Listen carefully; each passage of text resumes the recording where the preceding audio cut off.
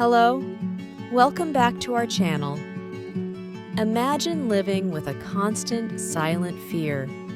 A fear that a single bite of food, a tiny sting, or even an unknown airborne particle could trigger a life-threatening reaction. This is our reality, since our family has lived through severe allergic reactions, and we have the ever-present threat of anaphylaxis. In this video, we will talk about the trauma that anaphylaxis has brought to our family and how we cope with it.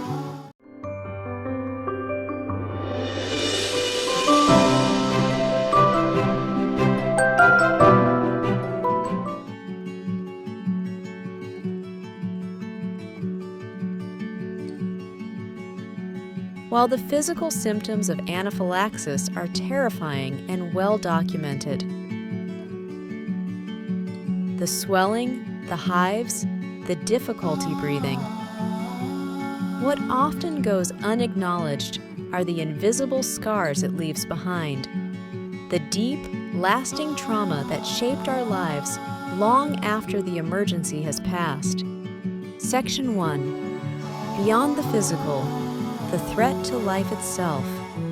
For those unfamiliar, anaphylaxis is a severe, potentially life-threatening allergic reaction. It's the body's immune system overreacting to a normally harmless substance, like peanuts, tree nuts, dairy, eggs, or insect venom. The reaction can be swift and overwhelming, airways narrowing, blood pressure plummeting, organs shutting down.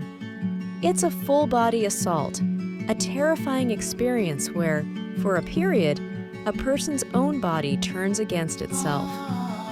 But beyond the immediate physical danger, the very nature of anaphylaxis is traumatic in itself. It often comes unexpectedly, leaving little time to react.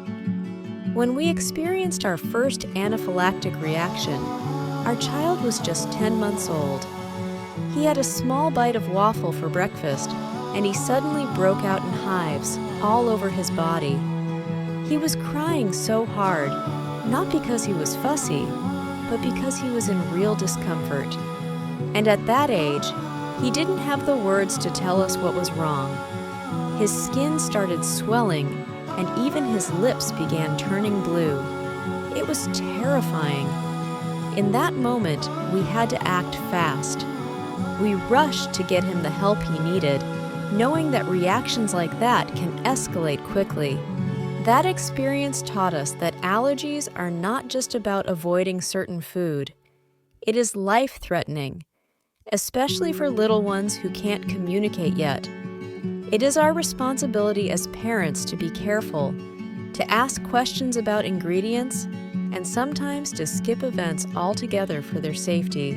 Now that the children are a little older, they are able to describe to us that during the reaction, what they fear the most are the feeling of losing control over their own body, the desperate struggle for breath, and the fear of not waking up.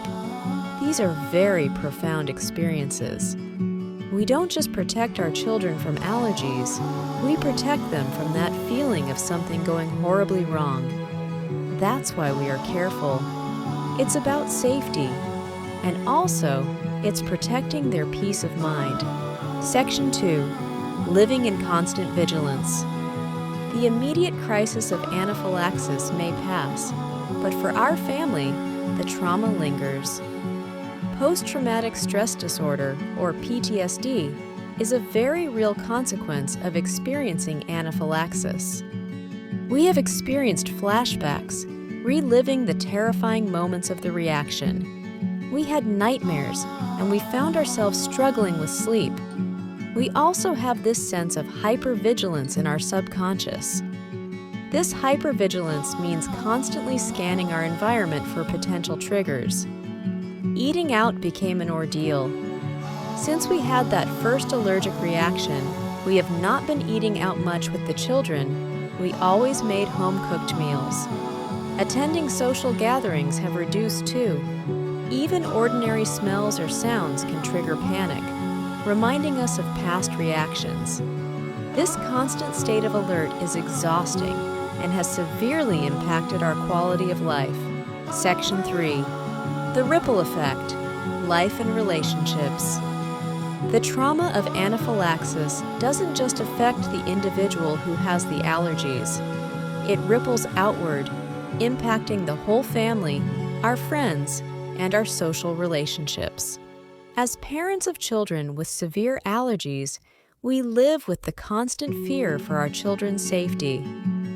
We observed that we have become overprotective, and we have found ourselves limiting our children's independence. We are always hesitant to have them participate in school activities, even just simple get-together with friends. We would decline if it involves picnics or any exposure to food, or if they have pets in their household.